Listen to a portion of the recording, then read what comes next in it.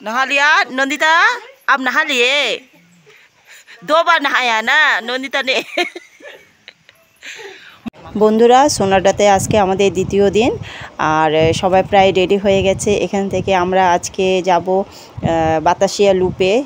সেখানে আরও hotel book করা হয়েছে, কারণ দার্জিলিংয়ে অনেক হোটেল খোঁজা হয়েছিল কিন্তু পাওয়া যায়নি। অনেক কষ্ট করে এই বাতাসিয়া লুপে 3টা রুম পাওয়া গেছে। এখান থেকে আমরা সকালের টিফিনটা করেই বের হব, কারণ রাস্তাতে আর থামবো না, আর ডাইরেক্ট চলে যাব আমরা বাতাসিয়া লুপে। সেখানে গিয়ে আমাদের লাঞ্চ হবে। সবাই রেডি হয়ে চলে এসেছে। এখন আমরা যাব রোডের উপরে যেটা হোমস্টে আছে, সেখানে আমাদের সকালকার ব্রেকফাস্ট করা হয়েছে। ব্রেকফাস্টটা খেয়ে আমরা বের হয়ে যাব।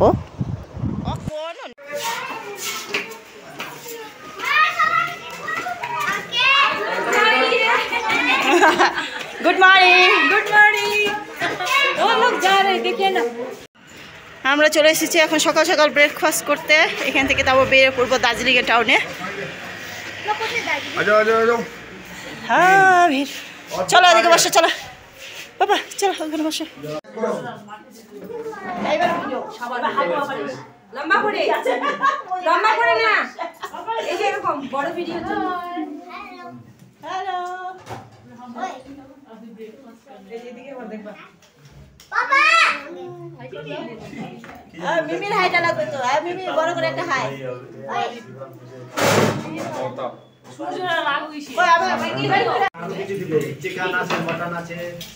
পরে বাবা দুপুরবেলা খাবো। হ্যাঁ চিকেন দিয়ে। এখন এটা ইয়ে খাও, ব্রেকফাস্ট। এটা তো রুটিলাও তো সেই মোটা করুন না দিছে গে।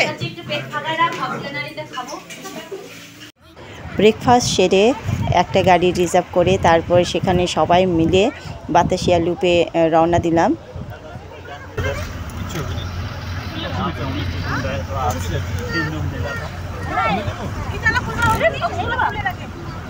ফাইনালি আমরা চলে এসেছি বাতাসিয়া লুপে। আর এখানকার ঘরবাড়িগুলো এত সুন্দর, দারুণ দেখতে, খুবই ভালো লাগছে। রাস্তাঘাট, ঘরবাড়ি। তো একটু উপরের দিকে যেতে হবে বলে সবাই হেঁটেই যাচ্ছে।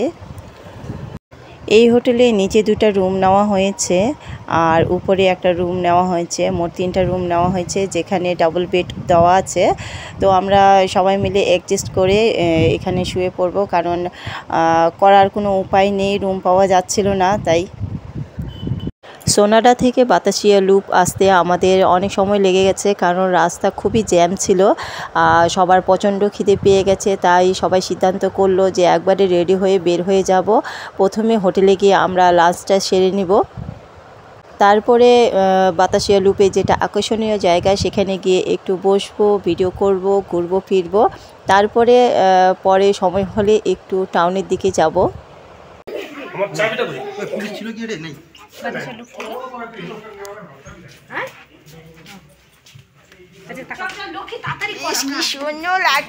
দুপুরে লাঞ্চে আমরা ভেজ থালি অর্ডার করেছিলাম। সেখানে ছিল সাদা ভাত, ডাল, আলু সিদ্ধ করে কেমন একটা সবজি করা ছিল, ফুলকপি আলুর ঘন্ট, সাথে ছিল ফিঙ্গার চিপস। তো সেটা দিয়ে আমাদের দুপুরে লাঞ্চটা করা হলো।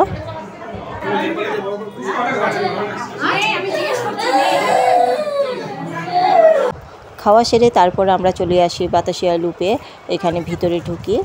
তো গেটের মধ্যে ছিল এক একজনে 50 টাকা করে টিকিট।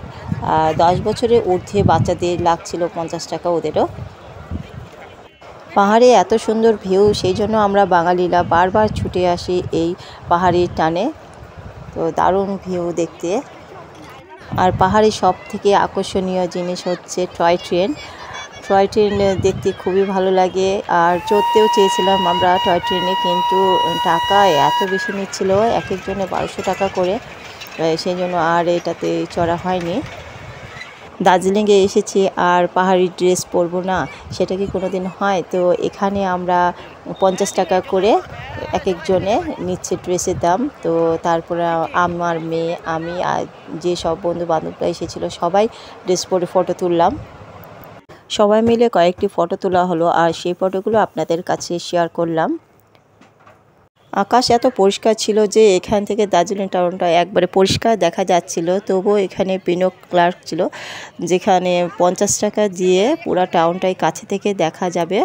তো সেই ব্যবস্থাও ছিল।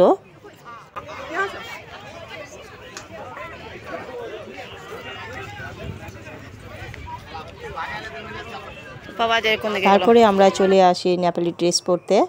আর ড্রেস পরে মা বেটি কয়েকটা ফটো তুলে নিই, আর সেই ফটোটা আপনাদের কাছে শেয়ার করলাম। তারপরে আমরা রাত্রেবেলা বেরিয়ে পড়ি দার্জিলিং টাউনে।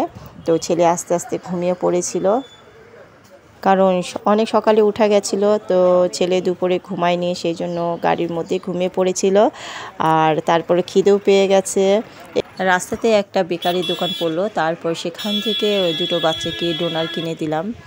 আর ভাইও অনেকগুলো বেকারি বিস্কুট কিনেছিল, তো সেখান থেকে আমরা সবাই মিলে খেলাম।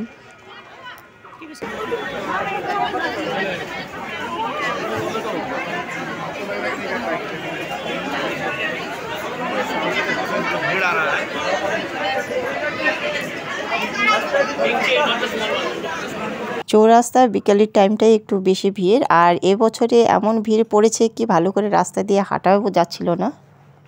তারপরে হাঁটতে হাঁটতে চলে আসি আমরা হোপে, এখানে বেকারির দোকানে। তো এখানেও এসেও দেখছি প্রচণ্ড ভিড়, আর সবাই ফটো তোলার জন্য লাইন লেগে আছে।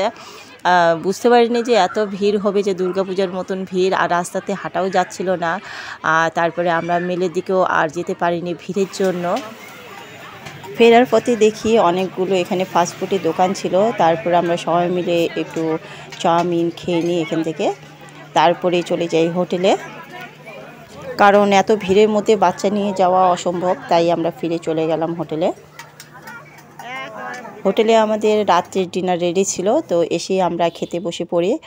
আমার এই ভিডিওটা দিতে একটু দেরি হয়ে গেল, কারণ দার্জিলিং থেকে ফেরার পরে শরীরটা প্রচণ্ড খারাপ হয়ে গেছিলো, কারণ গাড়িতে আমি উঠতে পারি না, তাই হয়তো একটু বেশি শরীরটা খারাপ করেছিল।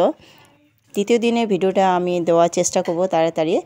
আর ভিডিওটা আপনাদের কেমন লেগেছে, যদি ভালো লেগে থাকে লাইক কমেন্ট আর শেয়ার করতে ভুলবেন না, প্লিজ করে দিবেন। আর পরে ভিডিওটা দেখার জন্য একটু সাবস্ক্রাইব করে দিবেন। এখানেই রাখছি, সবাই ভালো থাকবেন, সুস্থ থাকবেন, বাই বাই।